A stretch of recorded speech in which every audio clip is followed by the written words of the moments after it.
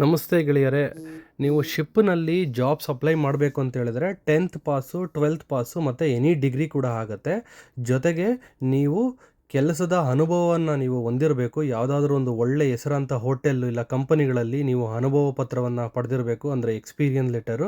ಅದ್ರ ಜೊತೆಗೆ ನೀವು ಕೆಲವು ಸರ್ಟಿಫಿಕೇಟ್ಸ್ಗಳನ್ನ ಮಾಡಿಸ್ಬೇಕಾಗತ್ತೆ. ಯಾಕೆಂದರೆ ಸಮುದ್ರದಲ್ಲಿ ಕೆಲಸ ಮಾಡೋದಕ್ಕೆ ನಿಮಗೆ ಕೆಲವು ಸರ್ಟಿಫಿಕೇಟ್ಗಳು ಬೇಕಾಗತ್ತೆ.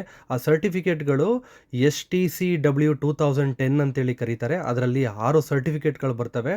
ಮೊದಲನೇದು ನಿಮಗೆ proficiency in fire prevention and fire fighting ಅಂತ ಬರುತ್ತೆ.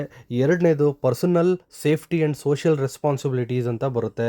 ಅದಾದಮೇಲೆ security training for seafarers with designated security duties ಅಂತ ಬರುತ್ತೆ. ಎಲಿಮೆಂಟ್ರಿ ಫಸ್ಟ್ ಏಡ್ ಅಂತ ಬರುತ್ತೆ. ಅದಾದಮೇಲೆ ನಿಮಗೆ PST ಅಂತಲೂ ಕೂಡ ಕರೀತಾರೆ, ಪರ್ಸನಲ್ ಸರ್ವೈವಲ್ ಟೆಕ್ನಿಕ್ಸ್ ಅಂತ ಬರ್ತಾರೆ.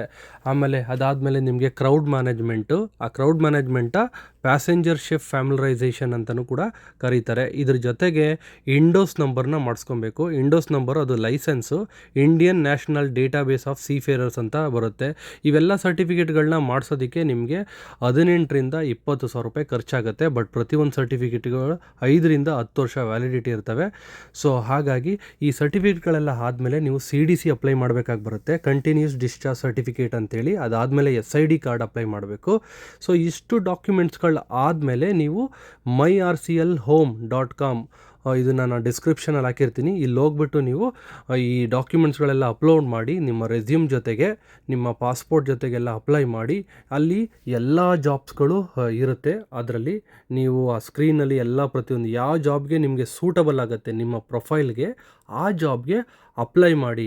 ನಿಮಗೆ ಕೆಲವೇ ದಿನಗಳಲ್ಲಿ, ವೀಕಲ್ಲಿ ನಿಮಗೆ ಇಂಟರ್ವ್ಯೂಸನ್ನು ಅದನ್ನು ಇದನ್ನು ಕರೀತಾರೆ. ಒಂದೇ ವೆಬ್ಸೈಟನ್ನು ನೀವು ಅಪ್ಲೈ ಮಾಡೋಕ್ಕೆ ಹೋಗ್ಬೇಡಿ.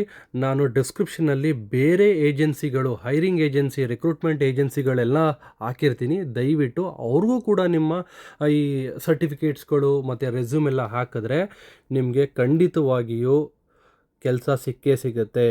ಆದರೆ ಪ್ರಯತ್ನ ಮಾತ್ರ ಬಿಡೋಕ್ಕೆ ಹೋಗಬೇಡಿ. ನಾನೇನಾದರೂ ಬಿಟ್ಟಿದ್ರೆ ದಯವಿಟ್ಟು ಕಮೆಂಟ್ ಬಾಕ್ಸಲ್ಲಿ ದಯವಿಟ್ಟು ತಿಳಿಸಿ. ನನ್ನ ಕಡಲಿನ ಪಯಣ ಚಾನಲ್ನ ಯೂಟ್ಯೂಬ್ನಲ್ಲಿ ದಯವಿಟ್ಟು ಸಬ್ಸ್ಕ್ರೈಬ್ ಮಾಡಿ, ಶೇರ್ ಮಾಡಿ, ಲೈಕ್ ಮಾಡಿ. ಮತ್ತೊಬ್ಬರಿಗೂ ನೀವು ಶೇರ್ ಮಾಡ್ದಂಗೆ ಆಗುತ್ತೆ. ವಾಚ್ ಮಾಡಿದ್ದಕ್ಕೆ ಧನ್ಯವಾದಗಳು.